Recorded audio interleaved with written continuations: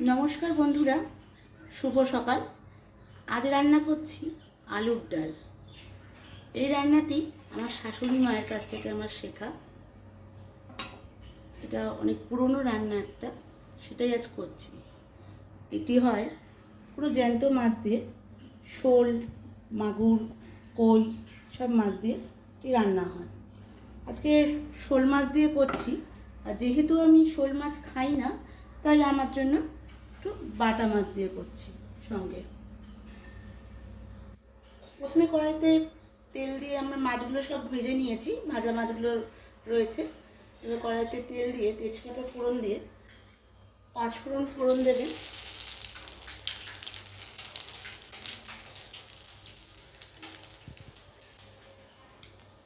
রসুনগুলোকে থেতো করে কড়াইতে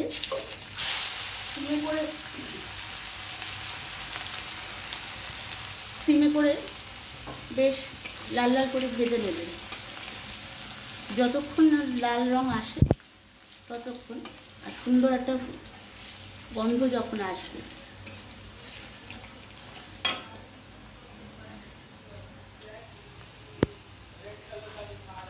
আর এইদিকে আমি আলু আর কাঁচা লঙ্কা সেদ্ধ করে ম্যাশ করে নিয়েছি। আর এইদিকে আদাও বেটে নিয়েছি।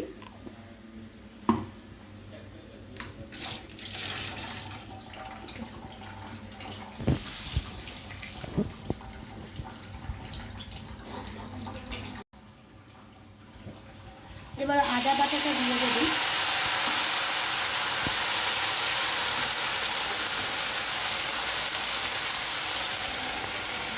হলুদ গুঁড়ো,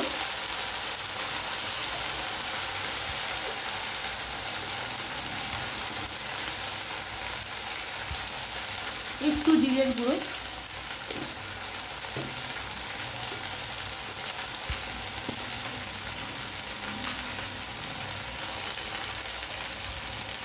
লঙ্কা গুঁড়ো,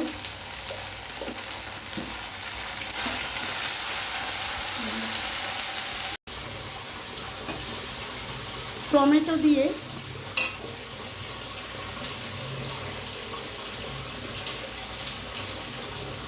নুন দিয়ে এটাকে মশলাটাকে ভালো করে কষাতে থাকবে, যে টমেটোটা যতক্ষণ গলে না যায় আর এর থেকে তেল ছেড়ে আসবে। তারপরে দেখুন মশলা কষে গেছে, তেল ছাড়তে শুরু করে দিয়েছে। এবার যে আলুটাকে সেদ্ধ করে ম্যাশ করে রেখেছিলাম, সেটার মধ্যে একটু জল দিয়ে গুলিয়ে নিয়েছি। এবার আপনারা আপনাদের মতন যেরকম ঝোল খাবেন সেরকম দেবেন। আর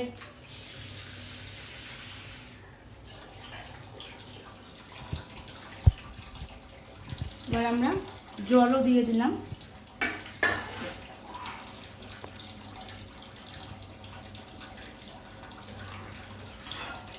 ফুটে গেলে এই মাছগুলো আমরা দিয়ে দেব। এবার মাছের ঝোল ফুটেও গেছে, আর নামানোর সময় আপনারা একটু ধনেপাতা কুচি